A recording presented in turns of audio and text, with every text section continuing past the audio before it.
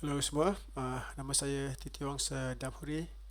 Hari ini saya nak cerita pasal Systems Development Engineer. So, uh,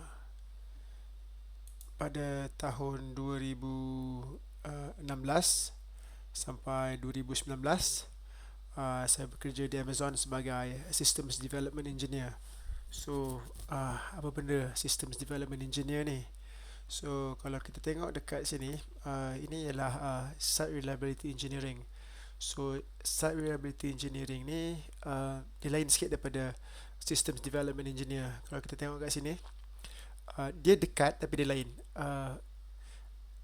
Perbezaan dia ialah kalau kita tengok kat sini, SRE ni ada dua, SRE SE, SRE System Engineer dan juga SRE SWE, SRE Software Engineer.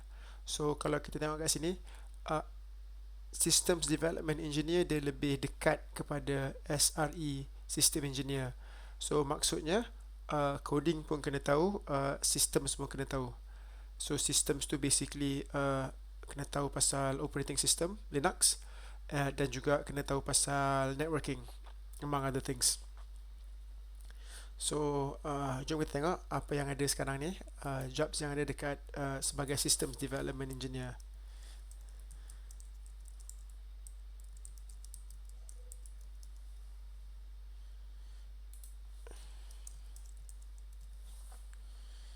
Okay.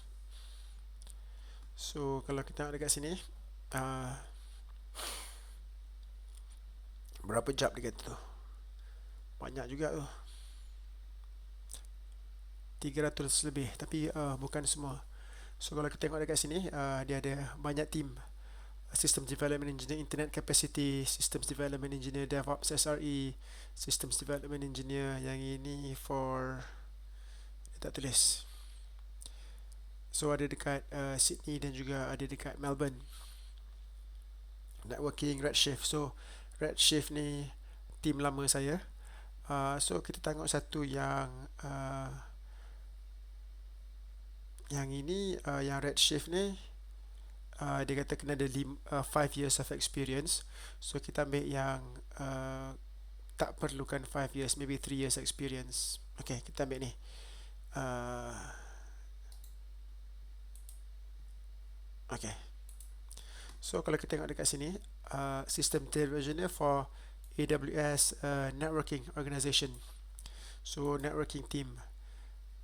Key responsibilities about the team, basic qualification, 3+ years relevant work experience, high level of coding proficiency using Python and other programming languages to develop solutions from scratch.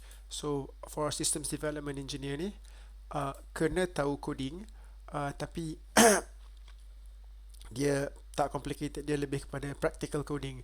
Kalau software development engineer, kena tahu banyak algorithm. Tapi kalau dekat systems development engineer, uh, tak perlu tahu sangat banyak algorithm. So dia untuk orang yang coding pun tahu sikit, operating system pun tahu sikit, network pun tahu sikit. So dia tak fokus solely on programming. uh, Experience in deploying and operating Linux and other Unix variants in a data center environment. So yang ini yang saya cakap tadi, selain daripada programming, dia kena tahu juga operating system. So macam mana nak troubleshoot, macam mana kalau sistem slow, macam mana kalau tak dapat connectivity. Experience with server hardware management across multiple vendors. So ini salah satu requirement dia. Knowledge of standard internet protocols, Ethernet, ARP, IP, ICMP, UDP, TCP, SSL, DNS, HTTP, etc. So yang ini ni basic networking protocol. Cuma biasanya kalau kita tulis CV, kita tak tulis biji-biji ni.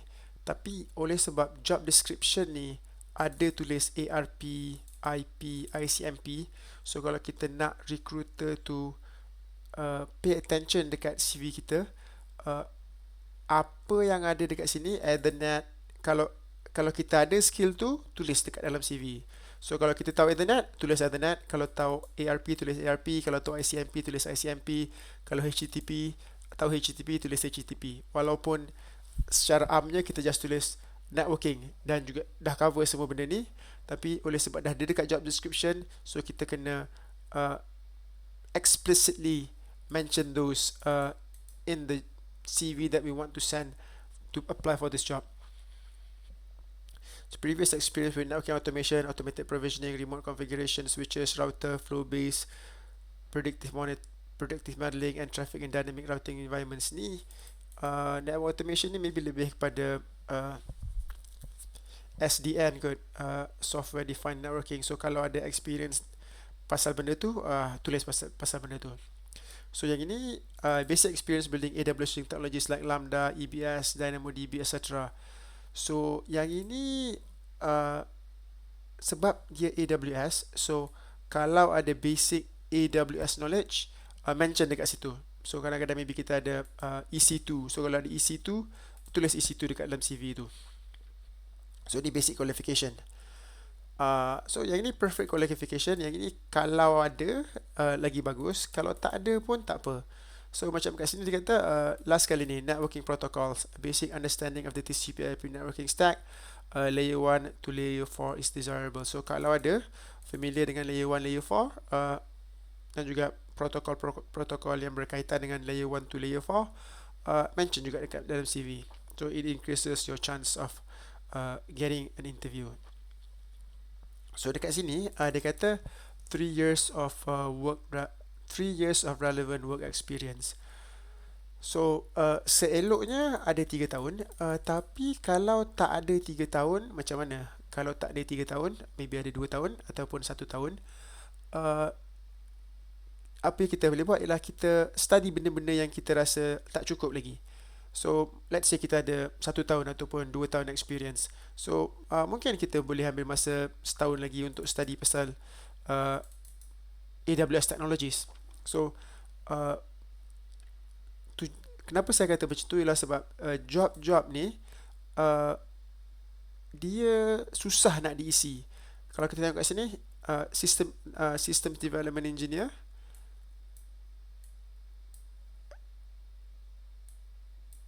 nombor 2 ni posted 31 Januari 2022, updated 3 months ago. So daripada Januari dia cari orang, tapi sampai sekarang bila Jun, dah Jun, end of January cari orang, beginning of June tak dapat lagi orang untuk fill the position. Kalau kita tengok satu lagi bawah dia ni, December 2021.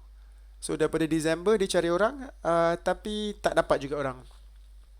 So biasanya lama position ni ada, dan sebelum ada orang isi. Dan biasanya kalau position tu dah diisi, ada position lain. So system development engineer ni skill dia lebih kurang sama. So macam kita tengok kat sini, ini pun sama lebih kurang 3 years experience, kena tahu juga Python dan kena tahu juga Linux. Yang ini pun lebih kurang sama, kena tahu juga Python dan juga kena tahu Linux. Tengok bawah lagi, 5 years experience, Linux, basic networking. So skill set dia lebih kurang sama, cuma kita nak focus on, kita nak buat produk for networking ataupun nak buat produk for data warehouse. So kalau ada 2 tahun tak cukup requirement, gunakan masa tu untuk sharpen your skills. So kalau ada setahun experience, boleh fokus on core skills, macam more on networking or more on coding. Kalau ada 2 tahun experience, maybe boleh belajar sikit pasal basic AWS. So sebab yang ini semuanya dekat Australia, so seeloknya kita ada 2 tahun experience. Sebabnya ialah bila kita bekerja di Australia, kita menggunakan visa ni, visa 482. So visa 482 ni ialah temporary skill shortage visa. So kalau kita tengok dekat sini, dia ada dia punya details dia. So masa saya dulu, masa saya ambil Systems Development Engineer, saya under medium term stream. So kalau kita tengok medium term stream ni, dia ada eligibility. So eligibility dia ialah have worked in your nominated occupation or related field for at least 2 years. So kena ada 2 tahun experience in a related field baru boleh dapat visa ni. So tadi saya cakap susah kan nak isi kekosongan untuk job ni. So kalau kita tengok dekat uh, Twitter, why engineers are paid so much, supply and demand, Amazon is growing fast and hiring hard, our organization can't find a single SDE2. So SDE2 ni software development engineer 2. Yang kita cerita ni system development engineer, tapi the concept is the same lah. Susah nak cari kekosongan who can clear our bar for months. So macam kita tengok kat sini tadi, 1 month, 3 month, 4 months, still lagi tak ada orang dapat isi kekosongan tu. Takes about 2 weeks for someone to pass even the OA. So OA ni online assessment, and get a phone interview. So biasanya dia ada for software development engineer, dia ada online assessment. Kalau lepas online assessment tu, nanti dia akan ada phone interview. Lepas phone interview tu, dia ada virtual on-site. So down level ni maksudnya orang tu apply untuk software development engineer 2, tapi dia dapat software development engineer 1. Maksudnya orang yang interview dia merasakan bahawa dia tak cukup skill ataupun tak cukup experience untuk jadi software development engineer 2, cuma dapat software development engineer 1. So kemungkinan besar gaji tak sebanyak mana yang diharapkan, so orang tu tak ambil. So we can't afford to lose a single bar raising candidate, so we load the truck with $. So maksudnya susah nak cari orang. So kalau dapat hire orang tu memang untung lah. So apa yang kita kena buat ialah kita nak jadi orang yang dia hire tu. So kadang-kadang kalau kita try sekali fail, jangan risau, sebab kalau kita fail tu ada benda yang kita tak cukup. So apa yang kita boleh buat ialah tanya dia feedback, kat bahagian mana yang saya perlu improve. Dan selalunya for Amazon, tanya dia boleh tak saya apply lagi dalam masa 6 bulan. So selalunya boleh. So kalau tak berjaya di bulan Januari, di bulan Julai boleh try lagi. Dan kalau fail juga bulan Julai, bulan Januari tahun depan boleh try lagi. So boleh try banyak kali, as long as ada improvement. So kalau tak ada improvement tu susah sikit. Dia akan tengok, kalau dia tengok CV hari ni, Linux ada satu certificate, lepas tu tahu buat certain things saja, maybe familiar with Ubuntu punya distribution. So next time apply, maybe ada more Linux certificate, and skill tu maybe selain pada Ubuntu, maybe juga boleh tengok dekat SUSE. So make sure dekat CV tu ada kita punya progress. Okay. So yang ini adalah leadership principle. So yang ini kena tahu, sebab yang ini penting. Bila interview tu, dia ada banyak interview, kemungkinan besar some anywhere between 4 to 6 interviews back to back. Tu dululah. Sekarang sebab most probably benda ni virtual, jadi mungkin benda tu boleh split.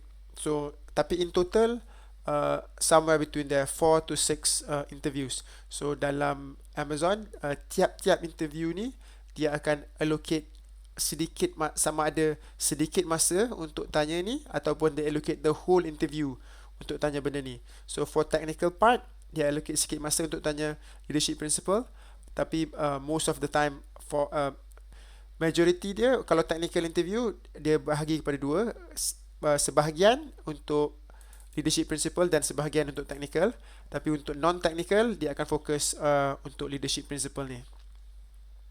So tadi saya kata kalau ada certificate lebih elok. So yang ini for Linux.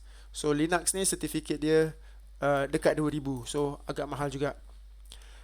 Kalau networking, kalau ada Cisco tu okey juga, tapi kalau tak ada Cisco pun boleh try ambil Network Plus ni. So Network Plus ni 1000 lebih juga. So biasanya benda-benda certificate ni dia ada dia punya cost yang kita boleh ambil, tapi cost tu saya rasa agak mahal sikit. So salah satu cara yang kita boleh guna ialah kita boleh guna online learning ni. macam Pluralsight ni. So Pluralsight ni dia ada training for RHCSA. Kalau RHCSA ni nak ambil atas daripada dia, RHCE pun boleh juga. Tapi try ni dulu lah. Tengok macam mana. Kalau yang ini boleh, lagi bagus, tak payah spend banyak duit.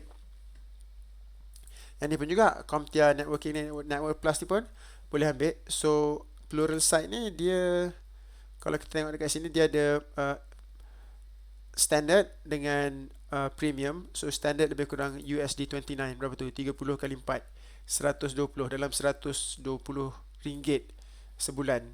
So dia memang kena invest sikit lah kalau nak go for this.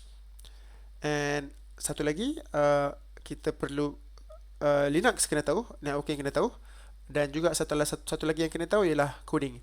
So coding ni kat sini kita ada tengok kat sini ada medium, ada easy, ada hard.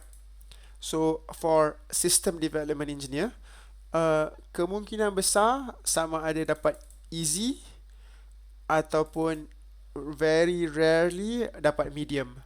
So focus on easy.